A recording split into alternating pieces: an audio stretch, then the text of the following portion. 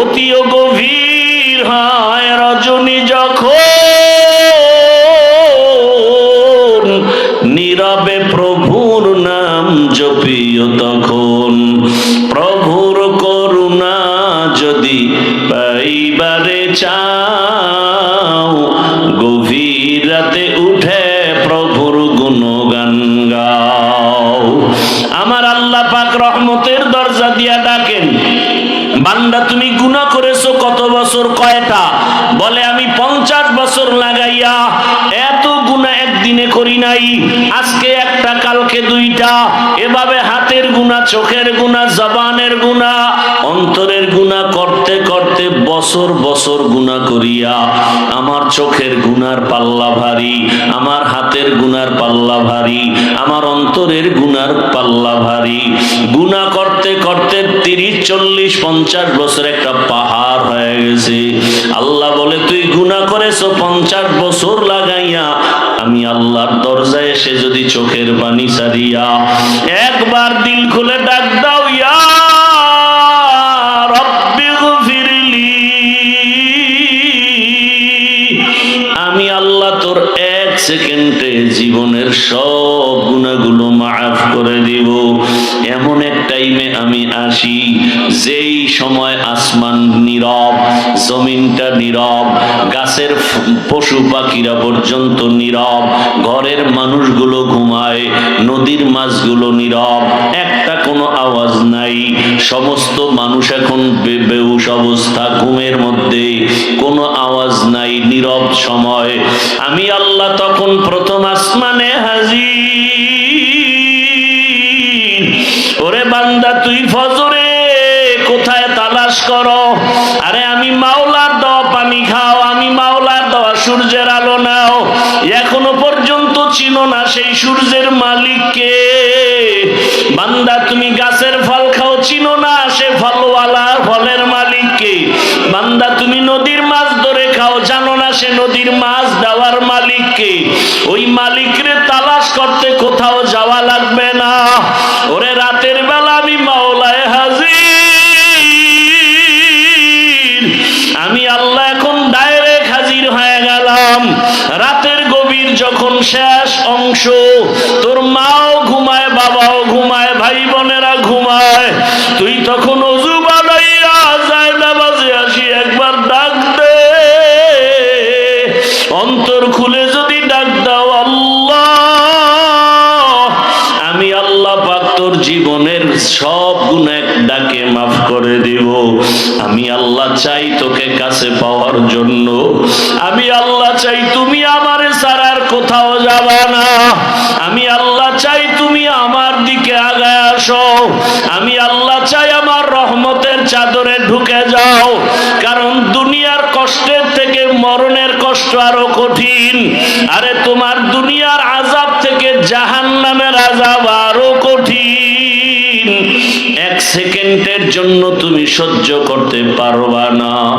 আমি আল্লাহ পাক ডাকতেছি, আলা মিন মুস্তাগফিরিন ফাগফির আলাহ, গুনাহ যারা করছো ক্ষমা চাও। নবীজি বলেন একটা জুতার ফিতাও যদি ছিঁড়ে যায় আল্লাহর কাছে বলো, আমার আল্লাহর কাছে বললে আল্লাহ পাক খুশি হবেন। দুনিয়াওয়ালারা চাইলে বেজার হয়, আর আমার আল্লাহ না চাইলে বেজার হয়।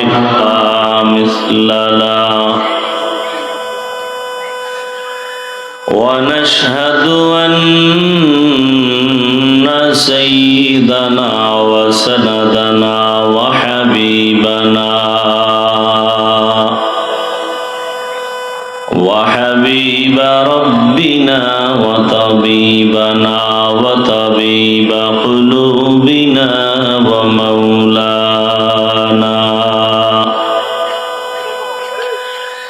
ومولانا محمدا عبده. اللهم صل على محمد النبي الأمي وعلى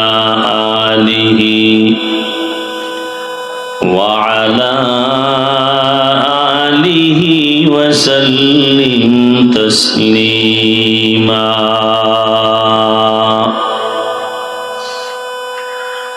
وبعد فأعوذ بالله من الشيطان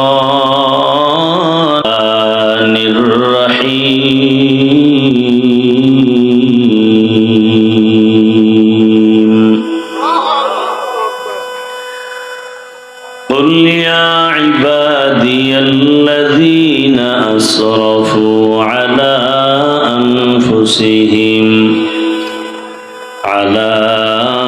أنفسهم لا تقنطوا من رحمة الله إن الله يغفر الذنوب جميعا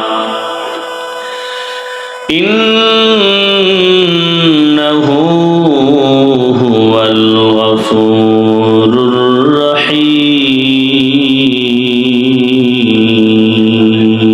الرحيم وقال النبي صلى الله عليه وآله وسلم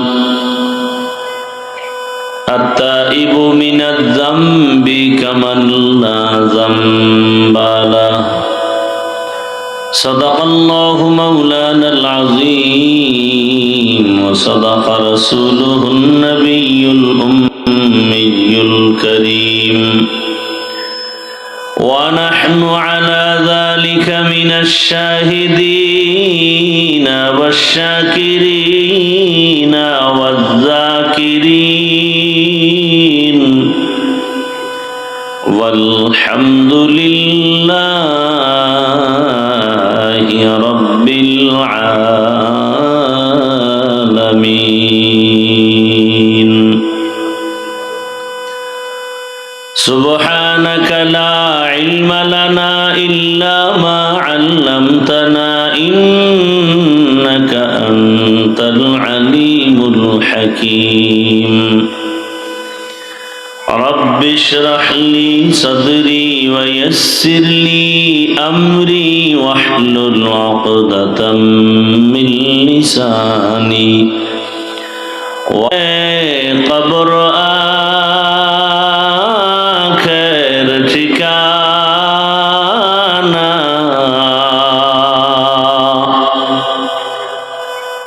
यहाँ हम सब मुसाफिर हैं कब्र आखिर ठिकाना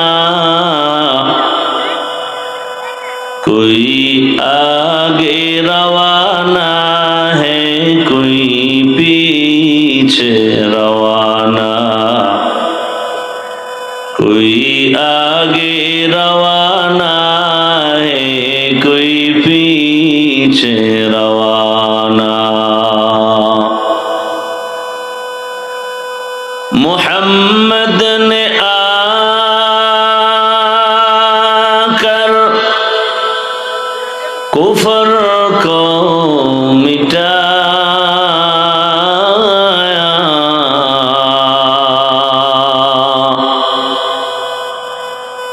मोहम्मद ने आकर कुफर को मिटाया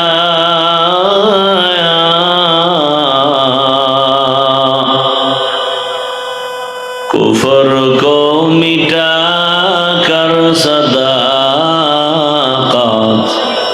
बताया कुफर को मिटाकर सदाकत बताया ला इलाहा इल्लल्लाह ला इलाहा इल्लल्लाह ला इलाहा इल्लल्लाह ला इलाहा इल्लल्लाह ला इलाहा इल्लल्लाह ला इलाहा इल्लल्लाह ला इलाहा इल्लल्लाह ला इलाहा इल्लल्लाह ला इलाहा इल्लल्लाह ला इलाहा इल्लल्लाह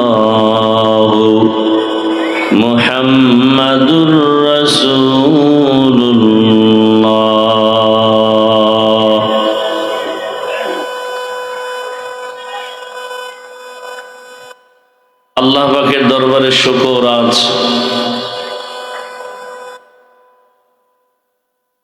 26শে ডিসেম্বর 2025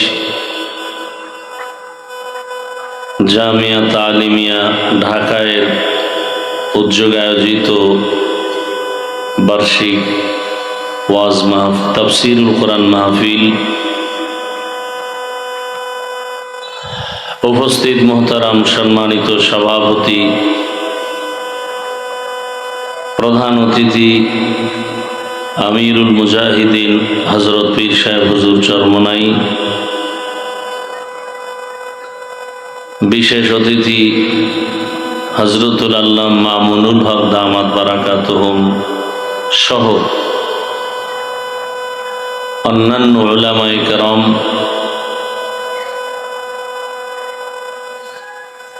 বিভিন্ন জায়গা থেকে আল্লাহ পাকের আশিকিন বা জাকিরিন, শাকিরিন, মুরব্বিয়ানে আযম, পর্দার আড়ালে মা বোনেরা, কলিজার যুবক বন্ধুগণ, স্নেহের ছোট ভাই, আল্লাহ পাকের দরবারে শুকর যে আল্লাহ আমাদেরকে সুস্থ রেখেছেন, আলহামদুলিল্লাহ।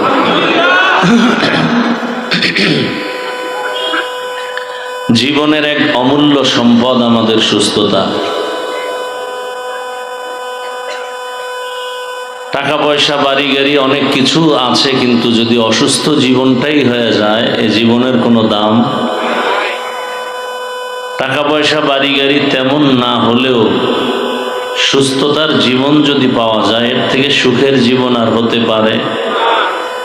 আল্লাহ আমাদের এই সুস্থতাকে দায়েমান কবুল করেন। এখনো যারা অসুস্থ, হসপিটালে, ঘরে, বিছানায়, আল্লাহ সবাইকে পূর্ণ সুস্থতার নেয়ামত দান করেন। এক একটা দিনের প্রোগ্রাম, মাহফিল ওই এলাকার জন্য একটা ঈদের আনন্দ বয়ে আনে। মানুষের ভেতর একটি উৎসব, আনন্দ, মোহাব্বত। আবার কিছু প্রোগ্রাম আছে শুধুই এলাকা না, আরও আশেপাশের অঞ্চলের জন্য, ওই দেশের জন্য তা আনন্দের কারণ। অন্তরে মোহাব্বতের এক বহির প্রকাশ ঘটে। এজন্যই তো ইসলামে জামাতে নামাজের আদেশ, জুমায় মসজিদে হাজির হওয়ার আদেশ। 10 জায়গার 10 বাড়ির মানুষ, 10 এলাকার মানুষ এক জায়গায় হবে, দেখা হবে, মহব্বত হবে, একে অপরের সুখ দুঃখ শেয়ার করে নিবে, সহযোগিতায় আসবে। নবীজি এজন্যই বলেছেন, খায়রুন নাস মান ইয়ানফাউন নাস। দুনিয়াতে সব থেকে ভালো মানুষ তো ওই ব্যক্তি যার দ্বারা অন্যের উপকার হয়, ক্ষতি হয় না। এটাই মূল তাকওয়ারও কথা। তুমি অন্যের উপকার করতে না পারলে অন্তত ক্ষতি যেন না হয়। আমার রসুলের দ্বারা জীবনে কারো কোনো ক্ষতি হয়নি, উপকার কারো না হলেও কি হয়নি, ক্ষতি হয়নি। এটাই রসুলের আদর্শ, এটাই ইসলামের একটা সুন্দর নমুনা। অন্যের উপকার করবে, কারো ক্ষতি করবে না। কিন্তু ভিন্ন দিক আমরা লক্ষ্য করি যে মানুষ অন্যের ক্ষতির জন্য অপেক্ষা করে বিভিন্নভাবে। আবার ক্ষতিটা কাছের মানুষ বেশি করে দূরের মানুষের তুলনায়। দুষ্ট লোকের মিষ্টি কথা ঘনিয়ে বসে কাছে, কথা দিয়ে কথা নেয়, প্রাণে মারে শেষে। জুমার বয়ান দীর্ঘ সময় নয়, সংক্ষেপ 2-4টি কথা, এরপরে আবার নামাজ। আপনারা জানেন ধারাবাহিকভাবে এই প্রোগ্রাম প্রতি বছর এভাবেই চলে। দেশের হযরত উলামায়ে কেরাম বয়ান করতে থাকেন, জুমার নামাজের পরেই আবার বয়ান চলতে থাকবে ইনশাআল্লাহ। হযরত পীর সাহেব হুজুর দামাত বারাকাতুহুম, চেয়েছিলাম যে নির্দিষ্ট আসরের পরে হুজুর আগে আসার সম্ভাবনা, দেশের পরিস্থিতি তো আপনারা অনেকটা ভালো করে জানেন, পেরেশানির মধ্যে আছেন।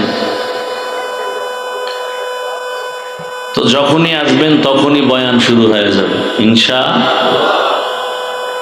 আমাদের মুফতি রেজাউল করিম আবরার জুমার পর বয়ান করবেন।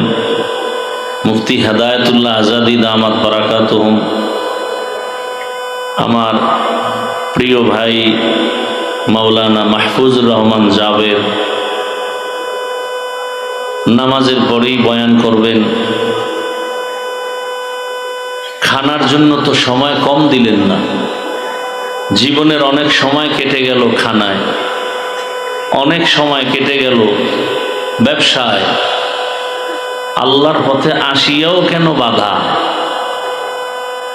বয়ান শুনবে পাগলের মতো হয়ে যায় খানার জন্য, পাগল।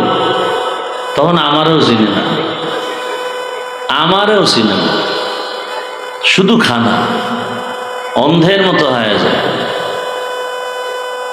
অথচ রসুলের জিন্দেগির আদর্শে গড়া সাহাবাদের কি সুন্দর জীবন। একজন আল্লাহর রসুলের আশেক গরিব মানুষ, রসুলের আশেক তো বেশি গরিব। মুশরিকরা বলতো আব্দুল্লাহর ছেলে মোহাম্মদের কাছে যেতে মনে চায়, কিন্তু আশেপাশে সব মূর্খ গরিব, এদের পার্শ্বে গিয়ে আমাদের বসাটা মানায় না, এভাবে কথা বলে কাছে যেত না। উদ্দেশ্য কাছে যাবেই না, একটা অজুহাত পেশ করল, দেখতে নারী চলন বাঁকা।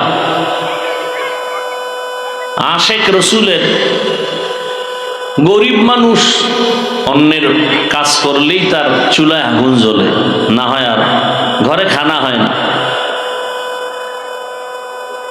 নিয়ম ছিল আবার রোজা, ঘুম থেকে, রাতের ঘুম থেকেই রোজা শুরু হয়, ঘুমাইলেই রোজা শুরু। সারাদিন কাজ করে বাসায় আসছে, সন্ধ্যাবেলা খানা দিবে ঘরের পরিবার, কথা আমি একটু ক্লান্ত, সারাদিন শুয়ে থাকি, খানা নিয়ে আসো। শোয়ার মধ্যে ঘুম হয়ে গেছে, ঘুম শুরু, রোজাও কি আর একটা রোজা শুরু হয়ে গেছে, আর খানা কপালে নেই, হলো না। পরের দিন আবার কাজে গেছে, এক পর্যায়ে দুর্বল হয়ে রাস্তায় পড়ে গেছে, শরীর দুর্বল। রহমতের নবীর কাছে খবর আসলো, রোজাটা কি ভাঙা যাবে? রহমতের রসুল বললেন, না, ভাঙা যাবে না। একটা রোজা যদি কেউ ভেঙ্গে ফেলে, ফরজ রোজা, আর আজীবন যদি রোজা রাখে, যেই সময় রাখার দরকার ওই সময়ের রোজার বরকত, আল্লাহর পক্ষ থেকে যা পাওয়ার সেটা পাবে না। কত কষ্ট করেও দিনকে তারা আঁকড়ে ধরেছেন। আর আমাদের তো এরকম কোনো আফসুস নেই যে আমরা পাবো না। কি পরিমাণ খানা আমরা খাই, তিন বেলার শুধু নামে মাত্র খানা, অল টাইম তো চলে। এই চা, এই পান, যাদের বিড়ির অভ্যাস তারা বিড়ি চলতেই থাকে, বসিয়াও থাকলে খায়, হাঁটলেও খায়, শুয়া শুয়েও খায়, গরুর মতো হাঁটে আর চাটে। আর সাহাবায়ে কেরামদের ইতিহাস কেমন, আমি আমারটাও মাঝে মাঝে বলি যে জীবনটা কত কষ্টে কাটছে, ভাষা নাই বুঝাবার। 150 টাকা একটা জামা কিনছি, কত ওটারে কি কাপড় কয়, ট্যাটটন কইতো, বুঝে এরা ট্যাটটন, পলেস্টার, তাও রঙিন। 100 টাকা? এই 150 টাকার জামা বছরকে বছর পরছি, বছরকে বছর। এক লুঙ্গি দিয়া ছিঁড়ে গেছে, সেলাই করিয়া এরপরে চলছে। বিছানায় প্রস্রাব করি, সেই থেকে মা বাবার কোল ছেড়ে চলে আসছি বরগুনার পীর সাহেব হুজুর রহমতুল্লাহ আলাইহির মাদ্রাসায়। কত কষ্টের জীবন। সিঁড়ি দিয়ে দোতলায় হাত দিয়ে ধরে ধরে উঠতাম, দাঁড়ায় উঠা যেত না। তো বুঝেন যে কত ছোট। 2 বেলা খানা দিত মাদ্রাসায়, এই মাপা ভাত 10টার সময় আর আসরের পরে। এটারে ভাগ করে 4 বার খাইতাম। তরকারি কি? মাদ্রাসা থেকে পাতলা ডাউল, আর বাড়ির থেকে আমার মা শুকনা মরিচ গুঁড়া কইরা প্লাস্টিকের ডিব্বায় দিতেন, আর বাবায় 1 কেজি আলু দিতেন, আধা কেজি দিতেন। এটা নিয়ে 2 মাস খাওয়া লাগবে। আলু কেটে কেটে নাম লিখে ভাতের মধ্যে সিদ্ধ দিতাম। মাঝে মাঝে ভাত হয়ে গেছে, ঢালছে, আরো ছাত্রদের আলু নাম দেখে দেখে নিতাম। মাঝে মাঝে গিয়া দেখতাম আলুর উপরের ছোলা নাই, নামও নাই। আজকের কপাল থেকে আলু গেছি গা। এইভাবে কষ্ট করে করে আল্লাহ এ পর্যন্ত নিয়ে আসছেন। আল্লাহ অনেক দয়া করেছেন, অনেক কিছু দিছেন। আজ 1 লুঙ্গি পরি, ওটা আর কালকে পরি না। একটা জামা আজকে পরি, কালকে পরি না। সব রবের করুণা। কি শুকর আদায় করব।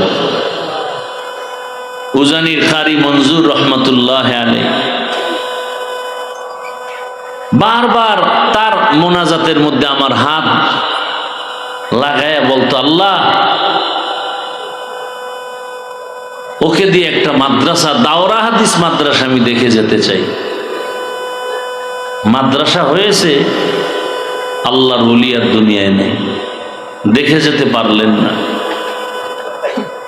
একদিন এগুলো সব থেকে যাবে, আমিও থাকবো না।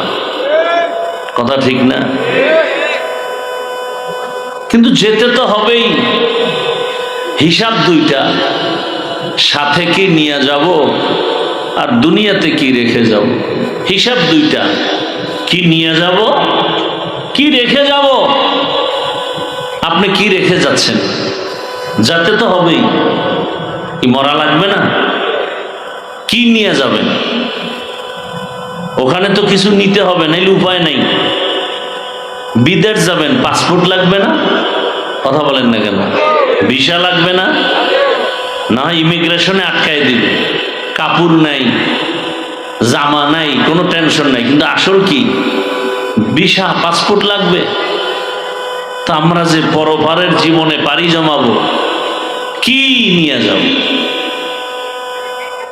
পরকালের জীবনের একমাত্র পাসপোর্ট থাকবে তোমার ঈমানের পাসপোর্ট।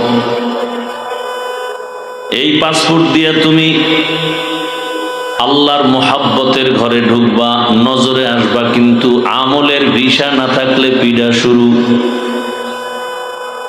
আমলের ভিসা বড় কঠিন। আমলের ভিসা যদি থাকে, আবার কিছু পাসপোর্ট আছে খুব হার্ড, বড় দামি। বান্দাই দামি পাসপোর্ট নিয়ে যদি যেতে চাও, তাহলে ঈমান আমলের সাথে ইখলাসকে যোগায় দাও। দুনিয়াতে এমন কিছু জমা রাখবা যেটা পরকালে পাবে। আল্লাহ পাক রব্বুল আলামিন বলেন, আমি বড় আদর করে মানুষ বানাইছি। আমার বানানো মানুষ বড় আদরের। বিশাল বড় 7টা আসমান, 7টা জমিন আমি তৈরি করতে 6 দিন লাগছে। মাত্র 6 দিন, ফি 6 আইয়াম। অথচ আমার মোহাব্বতের মানুষ 1 ফোঁটা পানির থেকে মায়ের গর্ভে বানাইতে আমি আল্লাহ 6 দিনে পারি নাই, 10 দিনেও পারি নাই। আমি আল্লাহ এটাকে ফেরেশতা দিয়ে আমার কুদরতের দ্বারা মায়ের গর্ভে প্রায় 6 মাস লাগায় বান্দাকে স্ট্রাকচার বানায় রূহ দান করেছে। এত বিশাল আসমান আর জমিন, এটা বানাইতে মাত্র 6 দিন। তোমার মতো একটা ক্ষুদ্রতম বান্দা বানাইতে আমার এত সময় লাগলো কেন? এর একমাত্র কারণ, ভালোবাসার জিনিস বানাইতে বড় সময়ের ব্যাপার। আল্লাহ বলেন, আমি তোমাকে বড় আদর করে বানাইছি, বড় নরম করে বানাইছি। ওয়াখুলিকাল ইনসানু যায়ীফা, আমি মানুষ বড় দুর্বল করে বানাইলাম, এবং এই মানুষের জীবনে চলার জন্য যা প্রয়োজন সব আমি ব্যবস্থা করেছি। তোমার পানির প্রয়োজন, আলোর প্রয়োজন, ঘুমের প্রয়োজন, রাতের ব্যবস্থা করলাম। যত তোমার সুন্দর জীবন পরিচালনার জন্য যত খানার প্রয়োজন সব করলাম। আমি আল্লাহ বিশাল বড় আসমান তোমার জন্য বানাইলাম, বিশাল বড় জমিনটা তোমার গোলাম বানায় দিলাম। সমুদ্রের হাজারো ধরনের মাছ তোমার জন্য, রাতের চাঁদের আলো তোমার জন্য, জমিনের ফসল তোমার জন্য, গাছের ফল তোমার জন্য। আমি বড় মোহাব্বত করি তোমাকে। আমি আল্লাহ সব কিছু তোমারে দিয়া তোমার থেকে কিছু চাই নাই। আমি আল্লাহ তোমার কল্যাণের জন্য আমি বলেছি তুমি আমার ইবাদতে জীবনটা কাটায় দাও, 5 বেলার নামাজ আদায় করবা। আমি আল্লাহ আবার এই 5 বেলার নামাজ আদায়ের ক্ষেত্রে তোমাকে বুঝাবার জন্য, ডাকার জন্য নির্দিষ্ট লোক রাখছি। ফজরের নামাজে তোমাকে ডাকার জন্য মুয়াজ্জিন অপেক্ষায় থাকে। as-salatu khairum minan nawm, তুমি ফজরে আসো নাই, আমার দেওয়া রাতের আরামের সময় পেয়ে অন্ধকারে মজার ঘুম দিছো। আমি আল্লাহ বেজার না, আবার জোহরের নামাজে তোমারে ডাকছি আসো। জোহরের নামাজেও তুমি দোকান পাটার নিজের চাকরি বাকরির ব্যস্ততায় আসো নাই। আমি আল্লাহ বেজার না, আবার আসরের নামাজে ডাকার ব্যবস্থা করেছি। বান্দা তুমি ব্যস্ততার অজুহাত দেখাইয়া আমার ঘরে হাজিরা দাও নাই। আমি আল্লাহ বেজার না, আমি আবার তোমাকে মাগরিবে ডাকাইলাম, মাগরিবেও তুমি অনুপস্থিত। আমি আল্লাহ শেষ এশায় তোমারে ডাকলাম, আমার ডাকে তুমি সাড়া দাও নাই। আমি আল্লাহ রাগ না করিয়া এবার আমি আল্লাহ নিজে রেডি হয়ে গেছি, তোমাকে ডাকতে আমি আসবো। মুয়াজ্জিন ডাকছে, তুমি আসো নাই। উচিত ছিল তো আমি রাগ হয়ে যাব, কিন্তু না, আমি কেন রাগ করব? আমার তো আলাদা আর এক জায়গায় কোনো ছেলে নাই, মেয়ে নাই, আমার স্ত্রী নাই, আমি একা। আমি জিন বানাইছি, ফেরেশতা বানাইছি, তবে আমার আদরের না। আমি মানুষ বানাইছি বড় মায়া করিয়া। আমি চাই মানুষ যেন একবার আমারে আল্লাহ বলে ডাক দেয়, মানুষ যেন আসিয়া কপালটা মাটির মধ্যে লাগায় দেয়। বান্দা যখন কপালটা মাটির মধ্যে লাগায়, আমি মাটিতে লাগতে দেই না।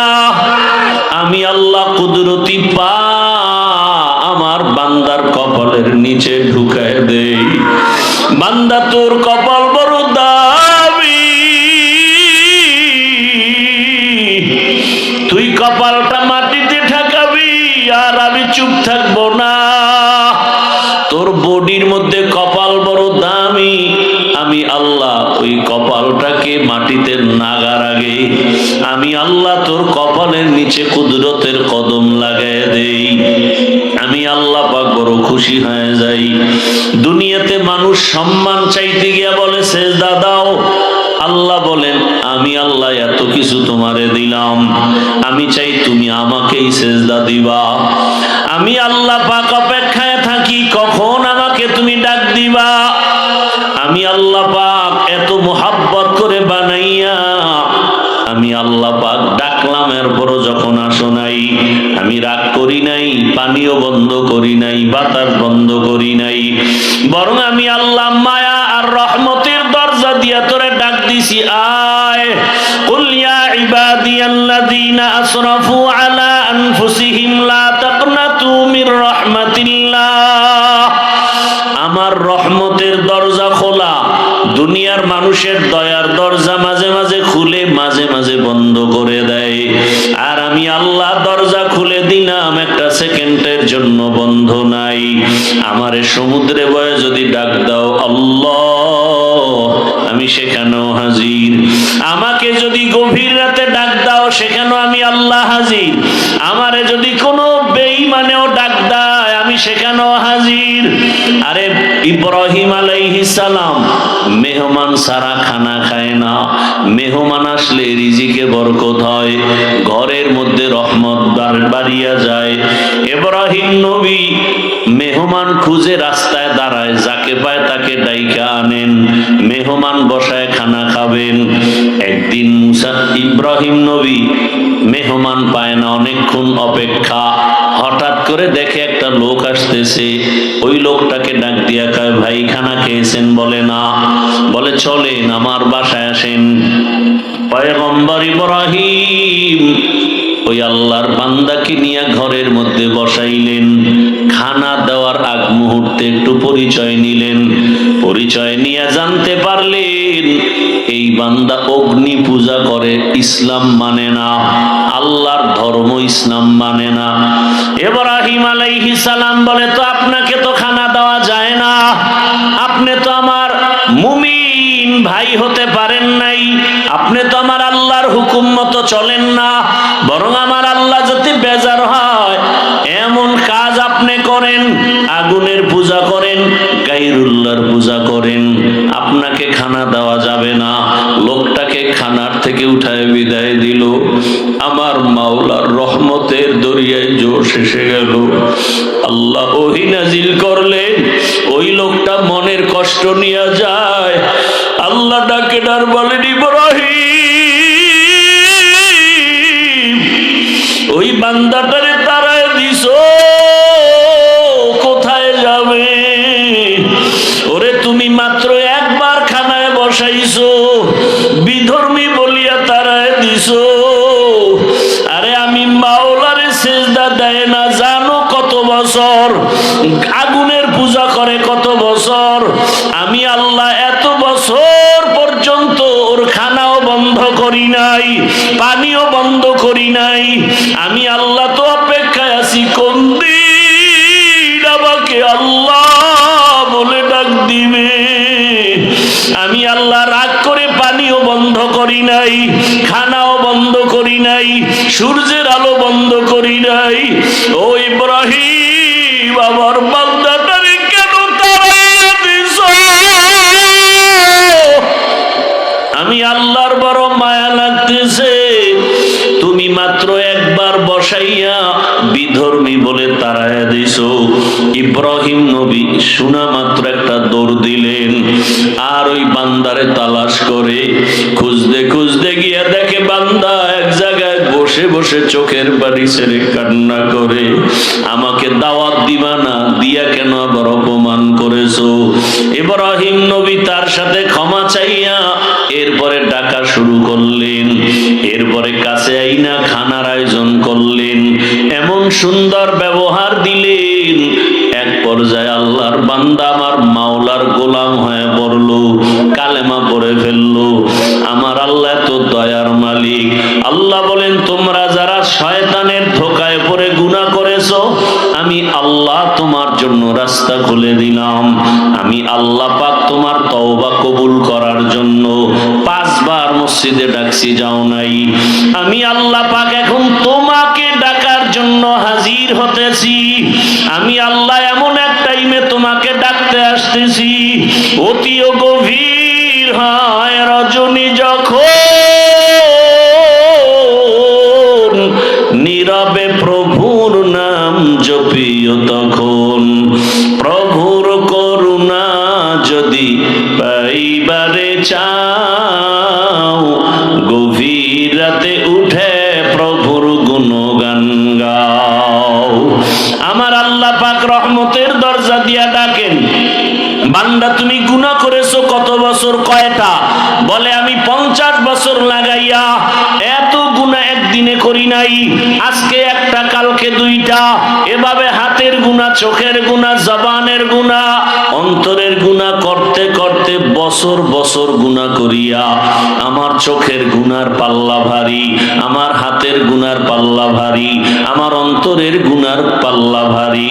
গুনাহ করতে করতে 30, 40, 50 বছর একটা পাহাড় হয়ে গেছে। আল্লাহ বলে, তুই গুনাহ করেছো 50 বছর লাগাইয়া, আমি আল্লাহর দরজায় এসে যদি চোখের পানি ছাড়িয়া একবার দিল খুলে ডাক দাও, ইয়া রাব্বি গফিরলি, আমি আল্লাহ তোর 1 সেকেন্ডে জীবনের সব গুনাহগুলো মাফ করে দিব।